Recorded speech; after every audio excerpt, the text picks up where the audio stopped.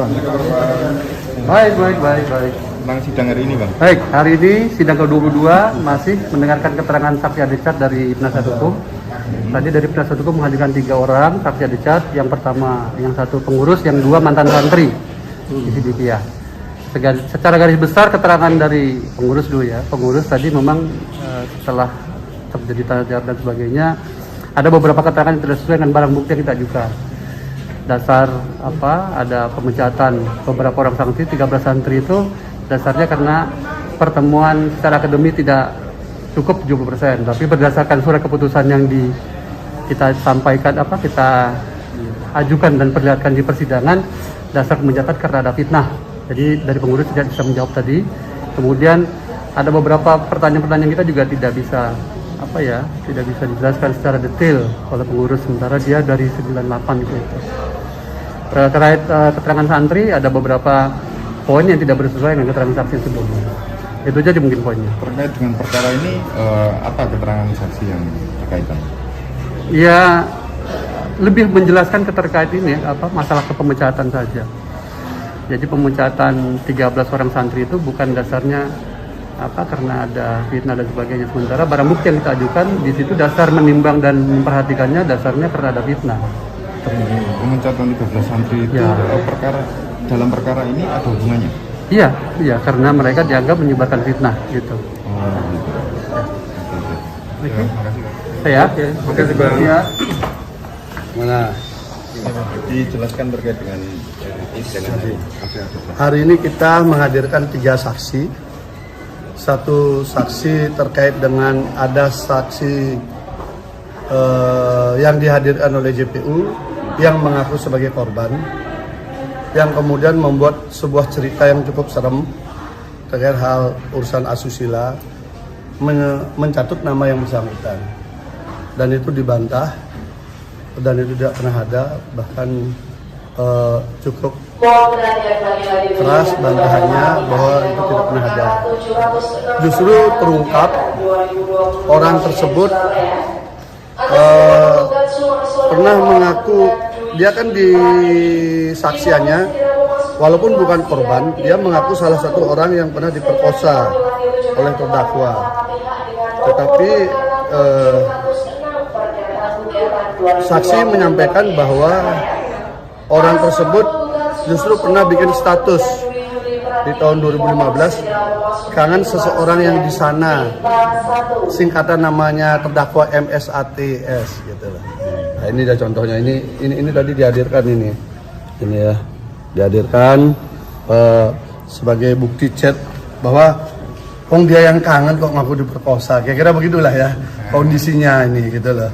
Itu salah satu narasi yang bisa terungkap di persidangan, berarti sangat jauh lah dari upaya penciptaan sebuah sesuatu yang seram seperti halnya peradilan opini sebelumnya. Itu satu saksi.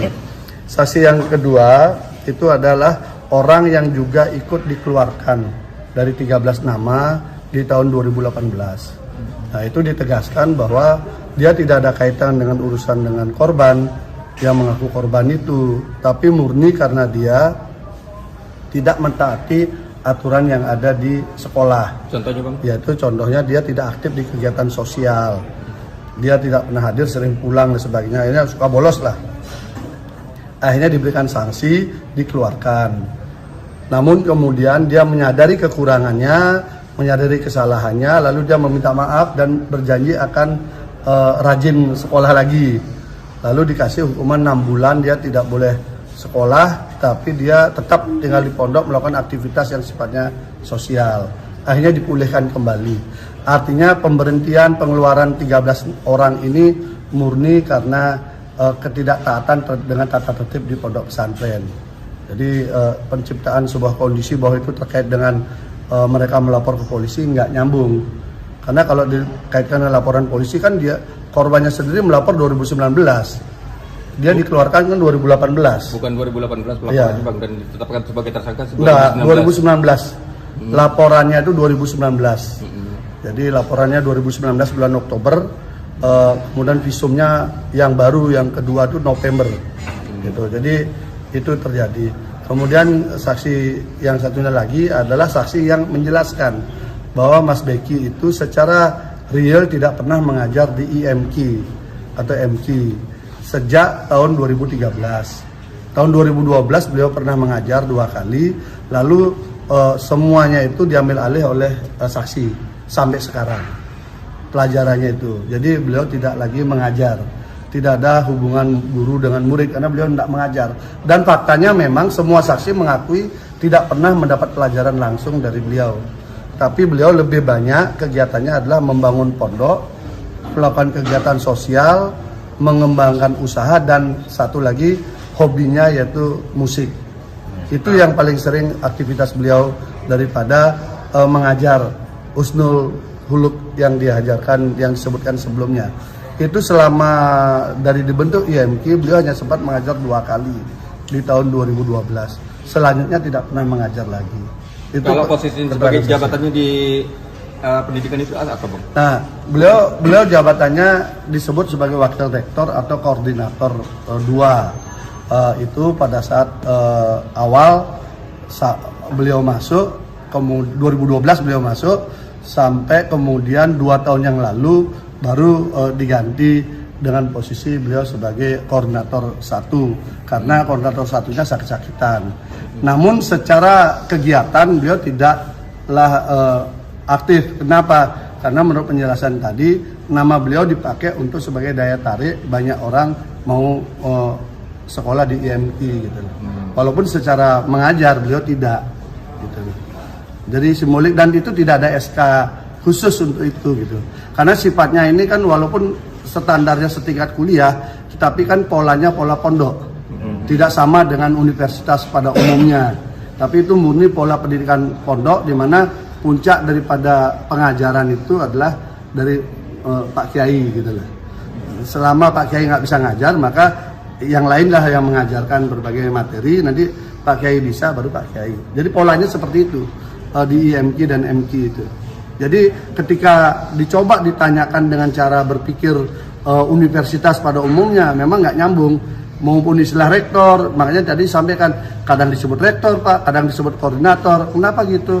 Karena nggak nyaman juga katanya yang disebut rektor itu, karena kan kita hanya koordinator kegiatan saja gitu. Kira-kira seperti itu. Polanya masih begitu, sangat sederhana. Beda dengan yang SD, SMP, SMA. Gitu. Bang, tadi jaksa JPU sendiri kan ngomong kalau ada beberapa saksi Adicat dan saksi-saksi lainnya itu sendiri tidak bisa membuktikan apa yang dipertanyakan daripada JPU. Itu pertanyaan apa itu?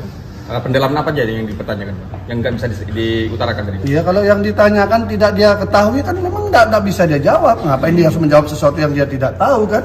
Kalau dipaksakan dia kemudian bertanya sesuai keinginan JPU yang memang dia nggak tahu kan, memang nggak boleh. Dia harus menjawab sesuatu yang dia tahu. Misalnya itu tadi ada yang sudah diberhentikan. Dia tanyakan kasusnya si korban, dia memang nggak tahu. Terus saya nggak tahu, karena saya diberhentikan karena saya ini bolos, saya ini nakal, jadi saya diberhentikan. Lalu saya karena merasa saya memang salah, saya sadar, lalu saya memperbaiki diri. Dia fokus pada dirinya. Terus ditanya lagi, masa kamu nggak kenal? Tapi kamu kok tahu dia adik kelas gitu? Ya saya lihat dari surat keputusannya. Kalau saya MQ itu berarti pasti kakak kelas. Kalau IMQ itu pasti adik kelas. Jadi kan benar jawabannya. Tapi kalau dipaksakan dia harus menjelaskan soal si korban, memang dia nggak tahu. Masa orang nggak tahu cerita kayak saksi-saksi yang dihadirkan itu yang bisa bercerita banyak hal, tapi dia nggak hadir, nggak ada di lokasi, kan beda kan. Jadi dia hanya menceritakan apa yang dia ketahui. Ketika dipaksakan apa yang diketahui JPU untuk dia jelaskan, jelas nggak mau dong. Orang dia memang nggak tahu, dipaksa kan nggak bisa. Jadi sebenarnya dia yang dia ceritakan itu misalnya ya, kenapa kamu diberhentikan? Ya saya salah karena saya begini. Ya jadi kita ingin pastikan bahwa surat keputusan itu tidak ada kaitan dengan masalahnya si peristiwa yang dilaporkan polisi itu. Tetapi ini memang 13 orang ini diberhentikan dengan berbagai perilaku yang berbeda-beda, tetapi menyalahi tata tertib sekolah kan itu. Makanya beda-beda mereka perbuatannya, tapi dikeluarkan bersamaan. Ada 2 orang yang kemudian kembali mengakui kesalahannya, ada yang tidak, itu kan pilihan kan. Tapi ketika kembali diberikan dengan pola-pola kekeluargaan lah dibina lagi gitu loh. Itu yang satu yang perempuan yang agak keras karena memang namanya dicatut untuk sebuah peristiwa asusila yang disebutkan ya cukup serem lah dalam cerita itu kan. Itu lebih serem daripada kisah mandi kemben Sidomukti yang ternyata fiktif itu kan. Lebih serem lagi, makanya dia karena namanya catut kita coba cari. Kita cari orang itu akhirnya ketemu dan beliau bersaksi. Bahkan beliau menyampaikan, ini loh buktinya, orangnya malah ngaku kangen sama Mas Beki, orangnya tergila-gila sama Mas Beki gitu loh. Bang, dari mandi kemben itu sendiri yang abang bilang fiktif itu, sementara dari saksi yang sebelumnya pada dalam pra peradilan yang kesini, saksi dari pemohon itu membenarkan itu seperti apa? Yang mana? Waktu pra peradilan itu ada menyatakan ya yang peristiwa terkait masalah pemerkosaan ini sendiri. Pemerkosaan yang mana? Yang ada di mana?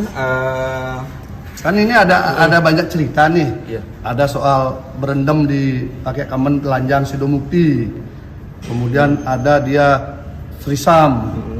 Kemudian ada diperkosa yang 2 kali. Nah, yang mana mau ditanyakan? Yang mandi kemben. Mandi kemben.